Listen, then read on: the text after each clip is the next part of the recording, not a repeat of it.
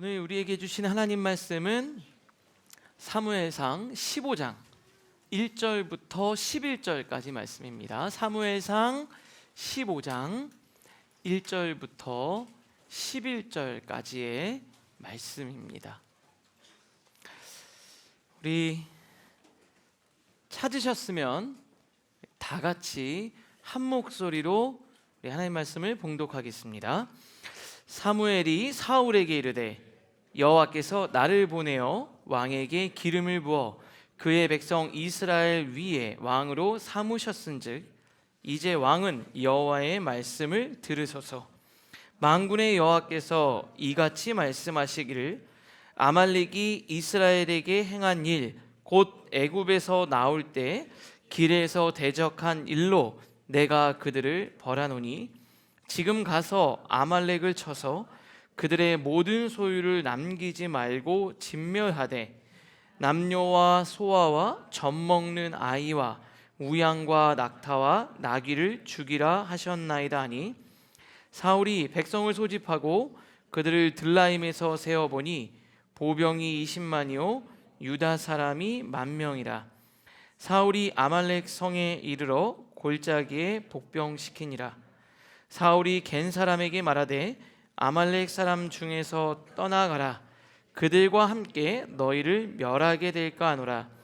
이스라엘 모든 자손이 애굽에서 올라올 때 너희가 그들을 선대하였느니라. 이에 겐 사람이 아말렉 사람 중에서 떠나니라. 사울이 하윌라에서부터 애굽 앞 술에 이르기까지 아말렉 사람을 치고 아말렉 사람의 왕 아각을 사로잡고 칼날로 그의 모든 백성을 진멸하였을 때 사울과 백성이 아각과 그 양과 소의 가장 좋은 것 또는 기름진 것과 어린 양과 모든 좋은 것을 남기고 진멸하기를 즐겨하지 아니하고 가치 없고 하찮은 것은 진멸하니라.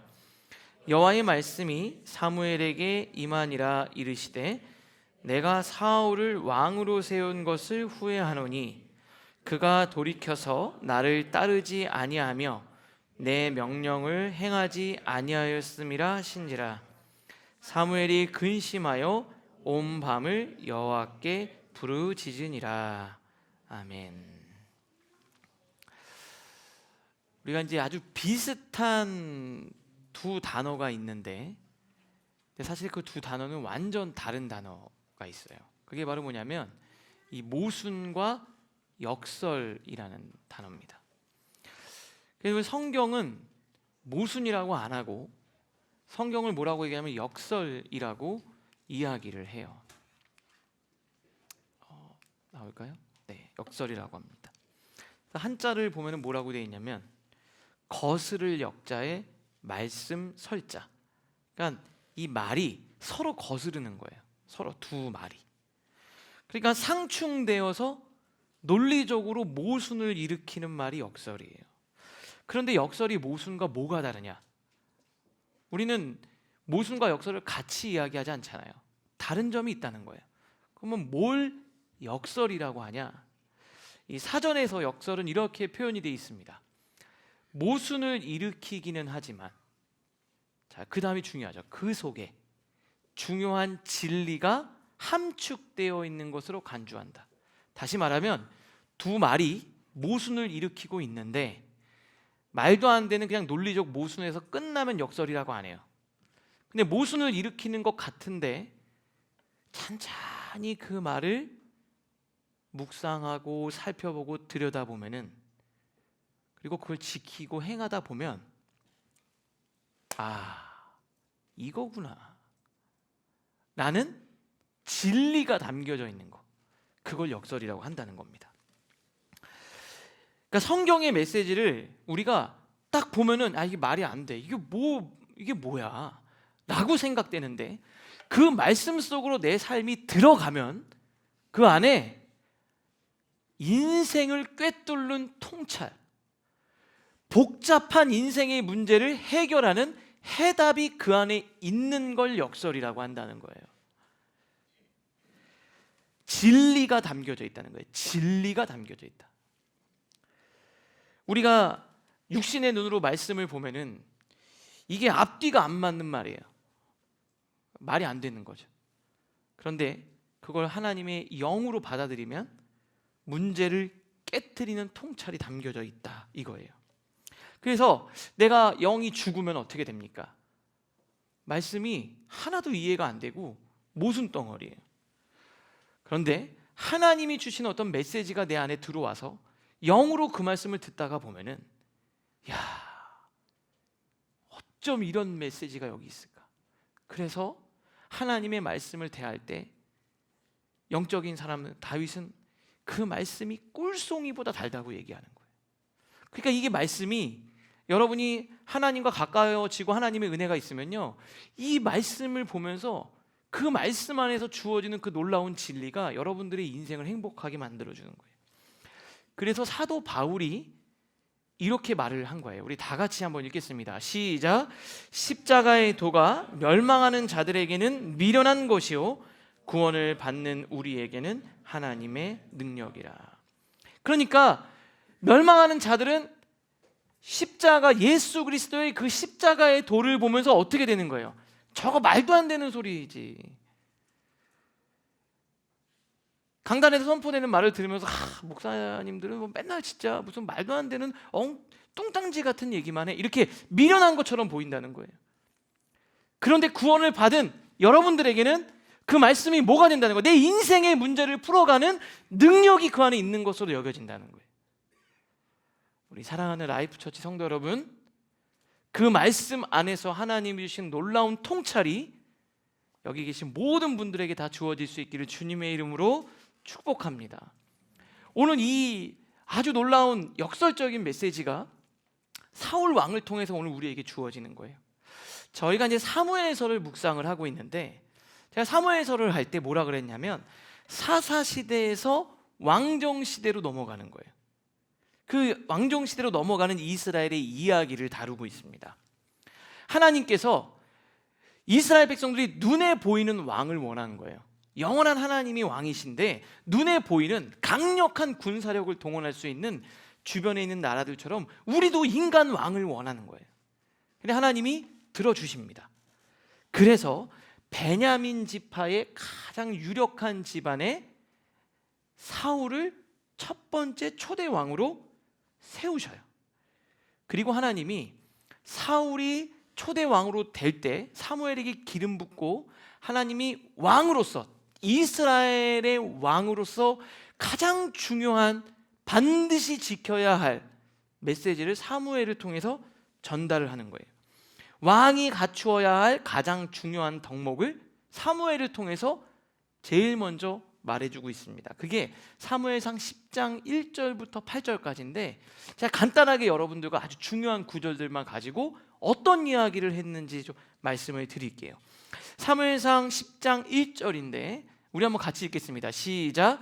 이에 사무엘이 기름병을 가져다가 사울의 머리에 붓고 입맞추며 이르되 여호와께서 내게 기름을 부으사 그의 기업의 지도자로 삼지 아니하셨느냐. 딱 뭐라고 하냐면 기름을 부은 거죠. 선지자 사무엘이 기름을 부었는데 뭐라 그러죠? 여호와께서 내게 기름을 부었다는 거예요. 지금 제가 세례를 할 때 세례 머리 이렇게 하잖아요. 분명히 심성수 목사가 머리에다가 안수를 했는데 하나님이 하셨다는 거예요. 사울에게 뭐라고 얘기했냐면 너를 왕으로 세워서 기름 부은 사람은 내가 아니다. 하나님이 너를 선택하고 기름 부어 왕으로 세웠다. 넌 이걸 잊으면 안 된다. 가장 기본적인 첫 번째를 얘기하는 거예요.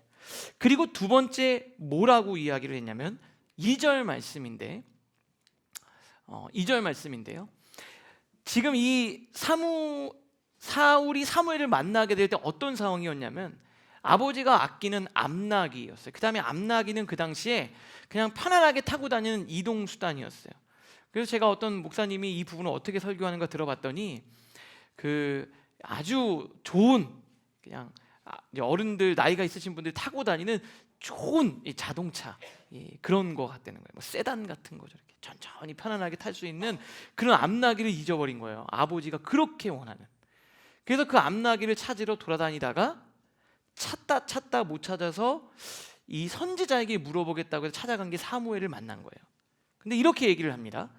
내가 오늘 나를 떠나 가다가 베냐민 경계 셀사에 있는 라헬의 묘실 곁에서 두 사람을 만나리니 그들이 내게 이르기를, 뭐라고 얘기하면 네가 찾으러 갔던 암나귀들을 찾았다라는 소식을 듣게 될 거다. 뭐라고 얘기하냐면 네가 그토록 찾았던 암나귀를 너는 이미 찾은 거다. 너의 인생에 해결되지 않는 그 문제, 하나님 앞에 바른 왕으로서 하나님께 순종하면 그 문제 하나님이 해결해 주실 거다. 첫 번째, 하나님이 너를 세웠다. 두 번째, 너의 인생의 문제는 하나님이 풀어주실 거다. 너의 인생에 먹고 사는 거 하나님이 해결해 주실 거다. 그 다음 세 번째, 6절의 말씀인데 우리 한번 같이 읽겠습니다. 6절. 이거 제가 안 넘어가는 건가요? 제가 넘길게요. 같이 읽겠습니다. 시작. 내게는 여호와의 영이 크게 임하리니 너도 그들과 함께 예언하고 변하여 새 사람이 되니라. 근데 사울은 저는 못할 것 같아, 이런 마음이 있었던 것 같아요. 이렇게 얘기하는 거예요. 하나님의 영이 너에게 임하면 너는 이전과 다른 사람이 될 거다. 여러분 다 그런 생각 들죠? 내가 어떤 직장에 막 가기를 간절히 원하는데 만약에 가게 됐어요. 그러면 두렵잖아요. 가서 잘할 수 있을까? 우리 아이들은 내가 유치원에 있다가 온이는 이제 초등학교 가는데 요즘에 긴장을 좀 하고 있는 것 같아요. 맨날 나 빵 좀 맞으면 어떡하지 막 이러고 있어요. 그리고 초등학교 때 중학교 가고 대학교 가고, 여러분 그럴 수 있잖아요. 우리 청년 중에 한 명도 이제 정말 진짜 세계적인 또 기업에 또 들어가게 되면, 거기 날고 기는 애들 다 있을 텐데 하나님 뭐라고 하냐면 하나님의 영이 임하면 너가 아니라 하나님이 너를 새 사람으로 만들어 주셔서 그 능력을 주실 거다. 자, 첫 번째가 뭐죠? 하나님이 너를 세우셨다.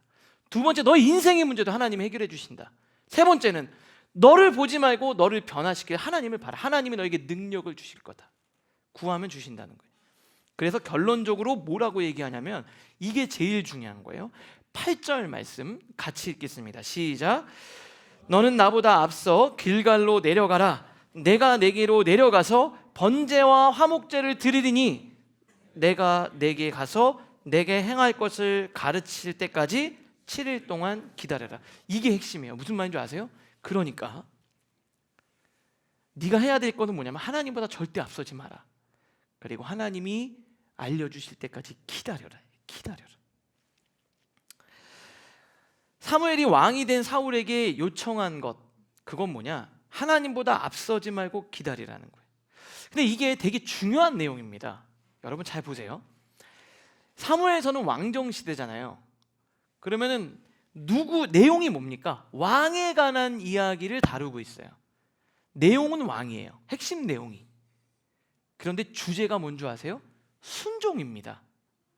이 두 개가 어울리지 않는 단어예요. 여러분, 왕과 순종이 어울립니까? 안 어울리죠. 왕은요, 내가 지시하는 사람이지 누구의 말 듣는 사람 아니에요. 왕은 누구를 다스리는 거지 다른 사람의 다스림을 받는 사람이 아니에요. 왕은 지배하는 사람이지 지배를 받는 사람이 아니라는 거예요. 그런데 왕이라는 내용과 순종이라는 주제를 가지고 하나님 우리에게 주시는 것은 무엇일까? 그건 바로 뭐냐면 하나님 말씀에 순종할 때 진짜 잘 다스릴 수 있는 왕이 된다는 얘기를 사무엘서에 얘기하는 거예요. 모순되는 이야기 같지만 인생에 정말 중요한 이야기를 전합니다.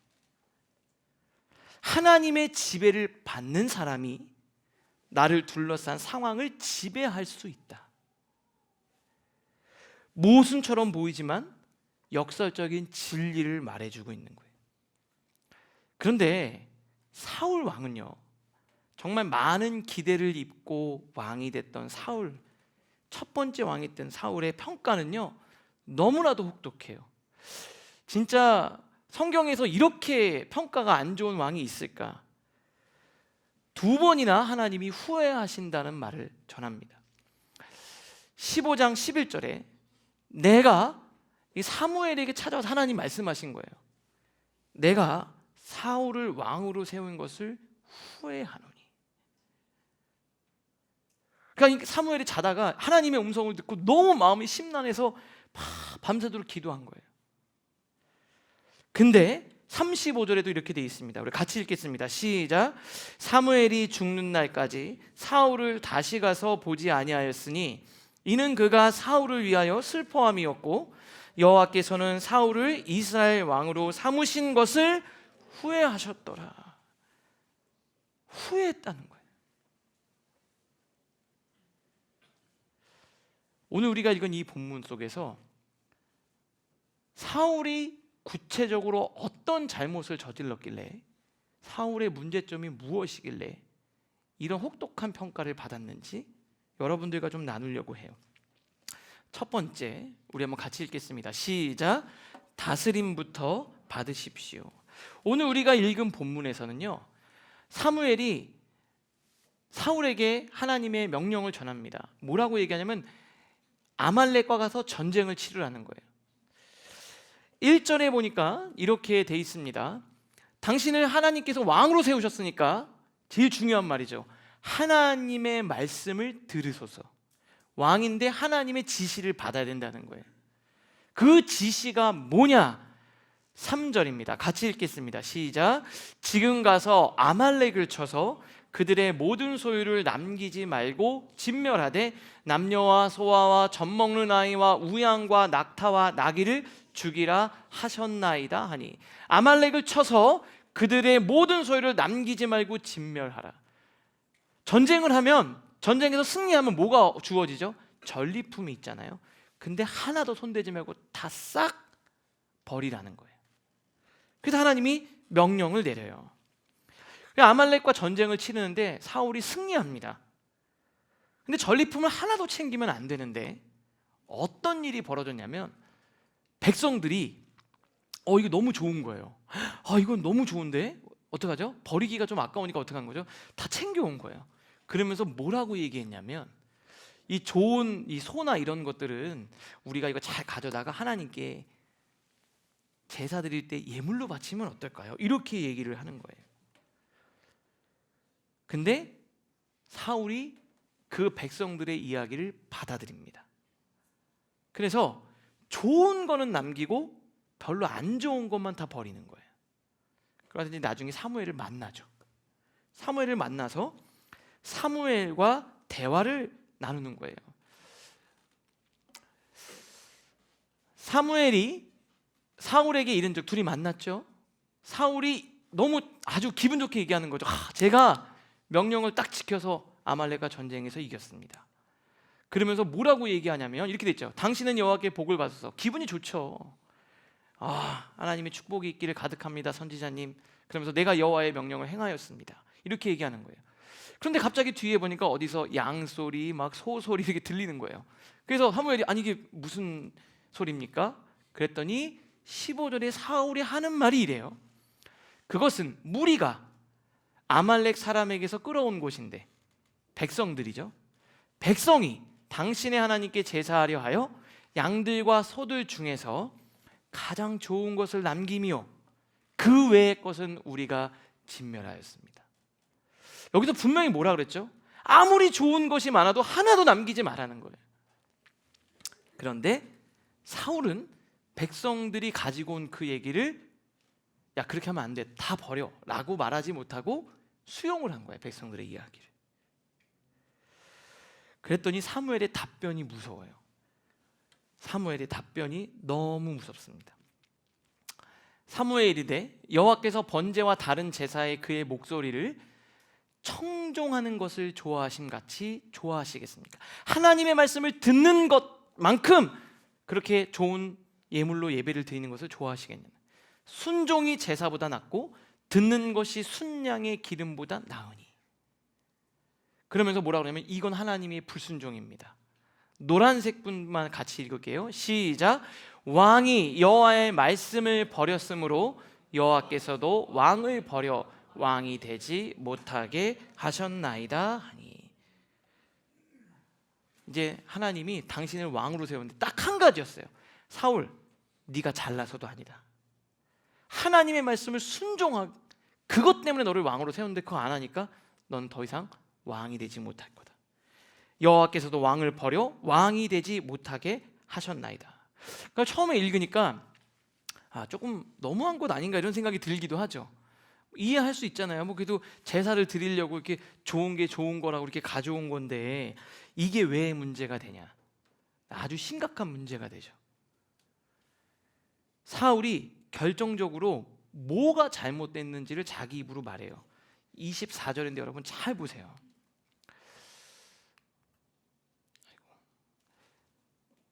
제가 범죄했습니다. 제가 잘못했습니다.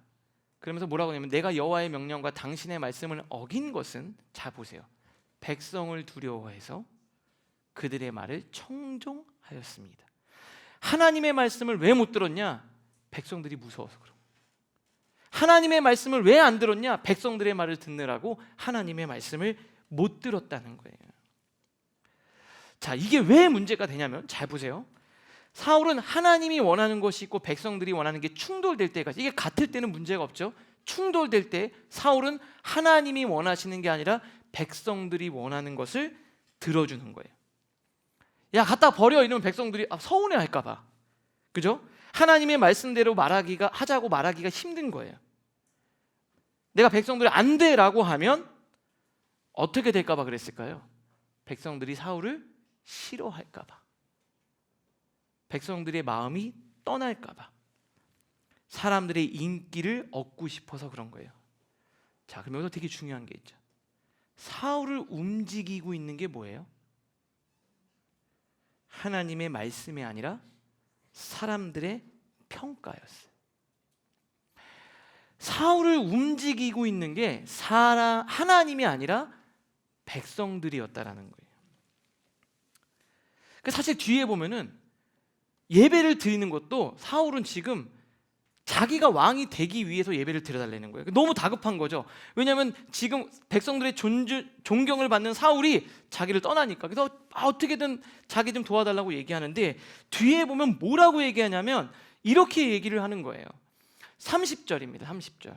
잘 안 되네요. 그냥 넘겨주실래요? 자, 이렇게 돼 있습니다. 사울이 이르되 내가 범죄하였을지라도 이제 청하면 제발 용서해 주세요. 그럼 뭐라고 얘기하면 백성의 장로들 앞과 이스라엘 앞에서 나를 높여서 나와 함께 돌아가서 내가 당신의 하나님 여호와께 경배하게 하소서.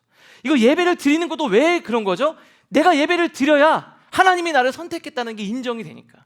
그러니까 이 예배를 드리는 게 하나님을 위해서 예배를 드리는 게 아니라 내가 예배를 드림으로 인해서 내 왕이라는 자리가 유지되게 해달라는 거예요.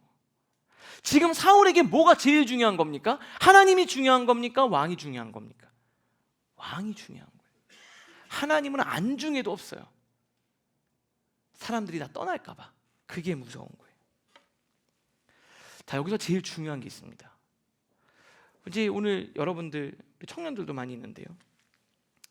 사울은 뭐를 놓쳤냐면 내가 백성을 다스리는 왕이 되기 위해서 제일 먼저 해야 될 게 뭐냐면 하나님의 다스림을 받아야 된다라는 것을 놓쳐버린 거예요. 여러분, 나라를 제대로 다스리려고 하면은 하나님의 다스림을 받아야 된다는 거예요. 사울이 지금 뭐 하려면 상황을 통제하려고 그랬어요. 상황을 통제하려고 그래요. 환경을 컨트롤하려고 그래요. 그런데 상황을 통제하고 환경을 컨트롤할 수 있는 사람이 어떤 사람이냐? 하나님의 통제와 컨트롤을 받는 사람이에요. 안 그러면 어떻게 되냐? 하나님의 지배를 받지 않으면 사울의 모습에서 여러분 보게 되는 거예요. 하나님의 지배를 안 받으면 어떻게 되냐? 이게 두 번째 주제예요. 바로 환경의 지배를 받게 돼 있어요. 넘겨주실래요? 자, 같이 한번 읽겠습니다. 시작. 하나님께 지배받지 못하면 환경의 지배를 받게 됩니다. 자, 무슨 말이냐면 이거 되게 중요한 얘기예요. 하나님께 다스림을 받지 못했던 사울이 어떻게 됐냐? 상황의 지배를 받고 상황에 흔들리는 사람이 되는 거예요.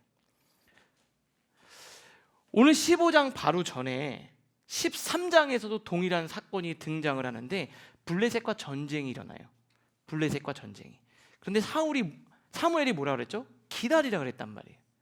그 전쟁을 하기 전에 사무엘이 와서 하나님 앞에 번제를 드려야 되는데 7일을 기다리는데 안 와요. 7일을 기다리는데. 근데 사람들이 막 웅성웅성하면서 두려워하기 시작했어요. 그래서 어떻게 되냐면 13장 8절에 보면 이렇게 돼. 정한 기한대로 이레 동안을 기다렸어요. 근데 사무엘이 안 오는 거예요. 길갈로. 조금만 기다리라 했더니 백성들이 무섭다. 이거 사무엘 선지자도 없고 이 전쟁에서 질 것 같다. 그러면서 백성들이 막 사울에게서 떠나는 거예요. 아까 사울이 뭘 제일 두려워한다 그랬죠? 사람들이 떠날까 봐 두려운 거예요. 백성들이 인기가 없을까 봐 두려운 거예요. 사람들이 나를 버릴까 봐 두려운 거예요. 사람들이 나를 버릴까 봐 두려운 거예요. 그래서 어떻게 합니까? 안 되겠다 싶어서 진짜 하면 안 되는 게 뭐냐면 왕이 직접 제사를 집행하는 거예요. 그래서 어떻게 하냐면 번제물 가지고 오라고 하고 자기가 번제를 드립니다. 근데 번제를 딱 드리고 나니까 사무엘이 그때 도착하는 거예요. 아무래도 7일이 다 지나간 건 아닌 것 같아요. 7일이 됐는데도 안 오니까 끝까지 못 기다린 거죠. 그래서 사무엘이 도착을 한 거예요. 도착을 한 겁니다. 그래서 사무엘이 딱 보니까 이게 너무 심각한 문제를 저지른 거죠. 11절 12절 우리 같이 한번 읽겠습니다. 시작.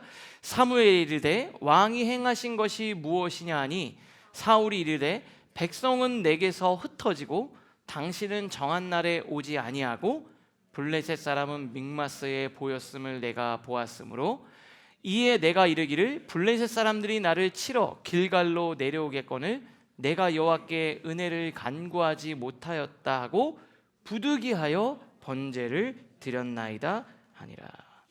뭐라 그럽니까? 사람들 흩어지고 당신은 정한 날 됐는데 그날 안 오고 저기도 블레셋 사람들은 막 공격을 하려고 우리를 기다리고 있고 사람들은 다 떠나가니까 제가 이 상황이 어쩔 수 없는 상황입니다. 그래서 부득이 하면 안 되는데 내가 제사를 드렸습니다. 이렇게. 자 보세요.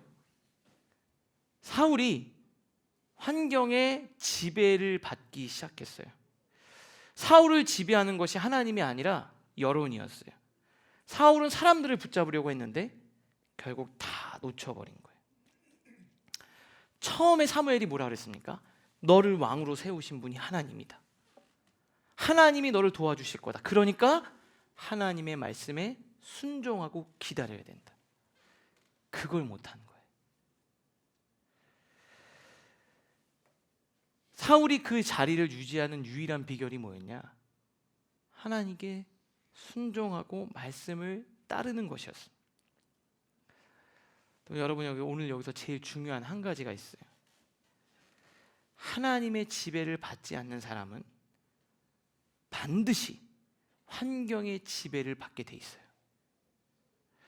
여러분이 여기서 하나님의 말씀에 지배를 받지 않으면 여러분들은 여러분을 둘러싼 돈, 건강, 여러분의 경제적 상황, 인간관계 거기에 여러분 휘둘리는 사람이 돼 있어요. 하나님의 말씀의 지배를 받을 때 여러분이 상황을 지배할 수 있어요. 제가 목회를 하면서 제가 하나님의 말씀과 은혜에 제가 지배를 못 받아요. 그러면 저는 상황에 지배받는 이리저리 흔들리는 사람이 될 거예요.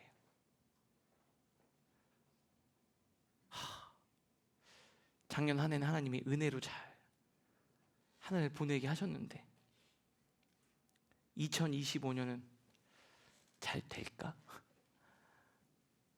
그런데 하나님의 말씀의 지배를 받으면 저는 그 환경에서부터 자유로워지고 그 환경을 통제할 수 있어요. 지금 여러분들의 가장 관심사가 뭡니까? 나를 둘러싼 상황을 내가 어떻게 잘 다스릴 수 있느냐? 한 가지예요. 오늘 하나님 여러분들에게 말씀하시는 거예요. 하나님 앞에 철저히 다스림을 받으세요.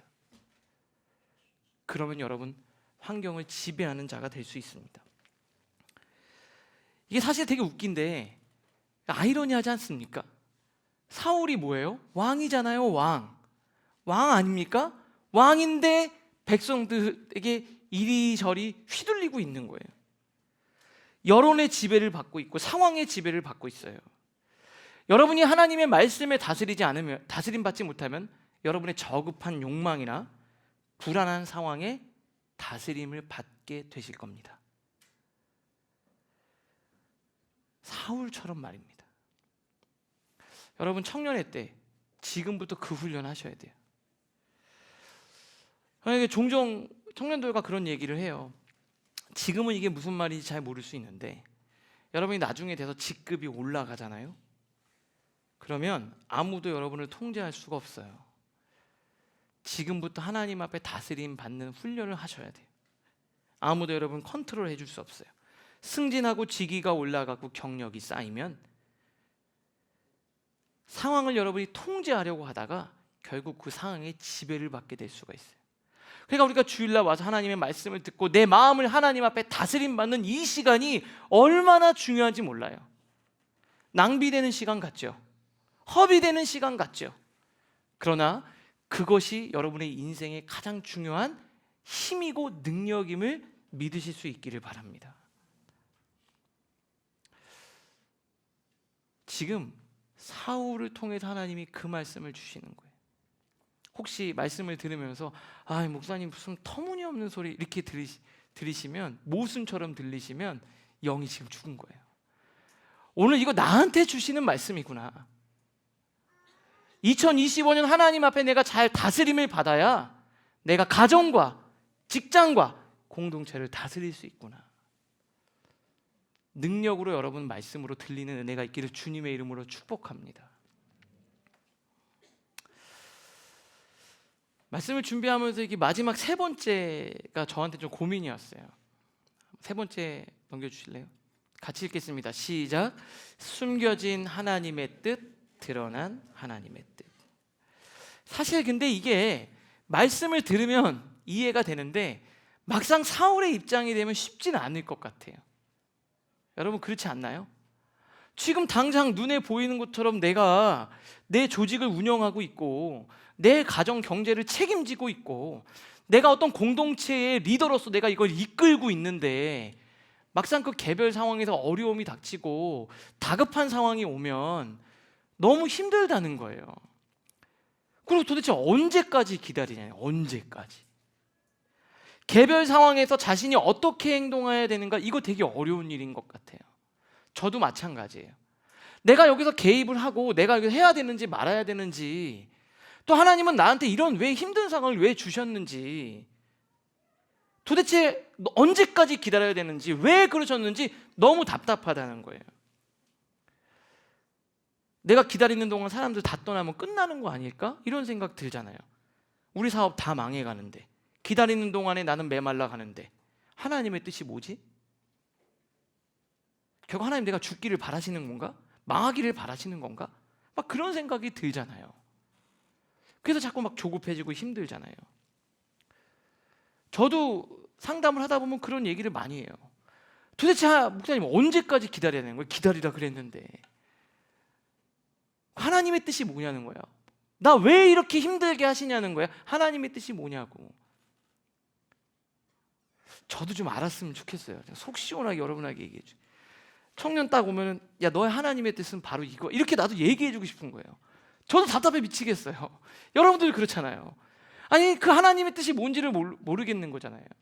그래서 제가 이제 요즘에 책을 또 최근에 사서 또 이렇게 보고 말씀을 준비하는데 어떤 목사님이 쓴 에세이 집이 있는데요. 너무 은혜가 돼서 여러분들에게 좀 소개를 하려고 합니다. 정현구 목사님이 쓰신 말씀과 함께 걷는 영혼의 사계절이란 책이에요. 제가 한번 읽어드릴게요. 점과 같은 하나님의 뜻을 알기보다는 원과 같은 하나님의 뜻을 배우는 것이 점처럼 알기 어려운 숨겨진 하나님의 뜻보다 원처럼 명확하게 드러난 뜻을 익히려고 노력하는 것이 더 중요합니다. 내일을 위한 하나님의 숨겨진 뜻을 아는 것보다 지금 이곳에서 주님의 명백한 뜻을 행하는 것이 우선입니다. 이거 보일랑 말랑 알기도 어려운 제대로 보기도 어려운 숨겨진 하나님의 뜻 그거를 알려고 하는 것보다 분명하게 보여지는 하나님의 선명한 뜻을 내가 배우려고 노력하는 것이 중요하다는 거예요. 내일 어떻게 될지도 모르는 불분명한 하나님의 뜻 그거 알려고 애쓰다가 오늘 하나님이 주신 명백한 뜻을 놓치지 말라는 거죠. 여러분, 주님께서 뭐라고 말씀하셨냐면 예수님이 이렇게 하나님이 원하시는 삶, 어떻게 살아야 되는지를 알려주신 거예요. 그게 마태복음 6장 33절입니다. 우리 한번 같이 읽겠습니다. 시작. 먼저 그의 나라와 의를 구하라. 그리하면 이 모든 것을 너희에게 더하시리라. 뭐라고 얘기했습니까? 하나님이 우리에게 주신 분명한 뜻이 있잖아요. 먼저 그의 나라와 의를 구하고 오늘 그걸 하며 살라는 거예요. 그러면 나중에 하나님이 더해 주신다는 거예요. 여러분, 점과 같이 찾기도 어려운 뜻을 알려고 하기보다는 그의 나라와 그의 의, 명백한 주님의 뜻 붙들고 그것을 행하면 된다는 거예요. 저도 몰라요. 올 2025년에 라이프 처치는 어떻게 될지 저도 모르죠. 내년에 오니가 초등학교 가거든요. 오니가 초등학교 가는데 오니 학교랑 로아 학교랑은 지금 멀어요. 이거 어떻게 내년에 될지. 우리 오니가 이제 한글을 깨치기 시작했는데 글은 제대로 읽을지 저도 몰라요. 그런데 저가 알고 있는 건 있잖아요. 하나님이 저에 대한 계획이 뭔지는 숨겨진 뜻은 잘 몰라요. 그런데 전 알아요. 신목사, 오늘 너는 이 주일날 찾아오는 성도들에게 하나님의 말씀을 명확히 전하는 거야. 흔들리지 말고 너를 부르신 하나님을 신뢰하고 믿음의 자리를 지키는 거야. 이건 명확한 뜻이에요. 세상을 의지하지 말고 하나님을 붙들고 나가, 이 명확한 뜻을 지키면 하나님이 인도해 주신다.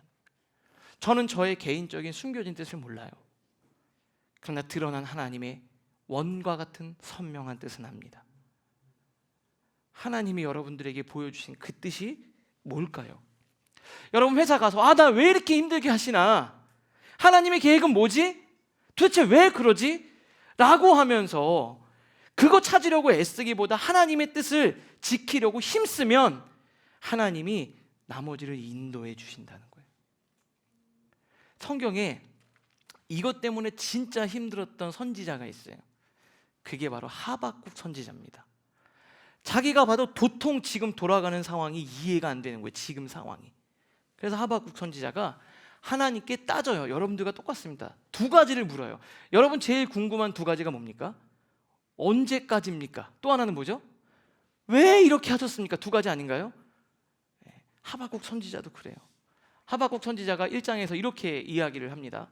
여호와여, 내가 부르짖어도 주께서 듣지 아니하시니 어느 때까지리이까? 내가 강포로 말미암아 외쳐도 주께서 구원하지 아니하시나이다. 언제까지입니까? 두 번째, 어찌하여 내게 죄악을 보게 하시며 왜 나를 이렇게 힘들게 하십니까? 그때 1절에서 막 하나님께 기도해요. 근데 하나님이 답을 주십니다. 그 답이 뭔 줄 아세요? 좀 마음에 안 드실 수도 있지만 성경 그대로 제가 읽어드릴게요. 2장 2절 보세요. 여호와께서 내게 대답하여 이르시되, 야 하박국, 너는 답을 줄게. 그냥 슬쩍 지나가도 다 보일 만큼 크게 써서 백성들한테 알려주라는 거예요. 아마 저랑 비슷한 심정이었던 것 같아요. 신목사, 라이프 처치 성도들에게 네가 그냥 정확하게 좀 얘기 좀 해줘. 요것만 얘기해주면 돼, 너는. 이렇게 얘기해준. 그래서 판에 새기되 달려가면서도 읽을 수 있을 만큼 딱 제대로 보여주라는 거예요. 자, 3절 같이 읽겠습니다. 시작. 이 묵시는 정한 때가 있나니 그 종말이 속히 이르겠고 결코 거짓되지 아니하리라. 비록 더딜지라도 기다리라. 지체되지 않고 반드시 응하리라.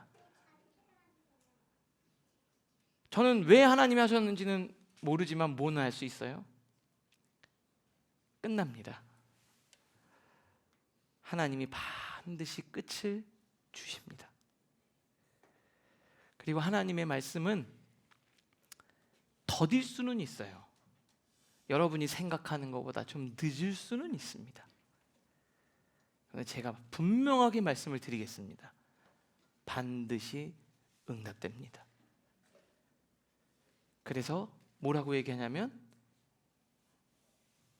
하박국, 너에게 필요한 건 지금 믿음이다. 저한테 찾아오시면, 목사님, 하나님의 뜻과 계획이 어딘지 잘 모르겠습니다. 제가 언제까지 기다려야 됩니까?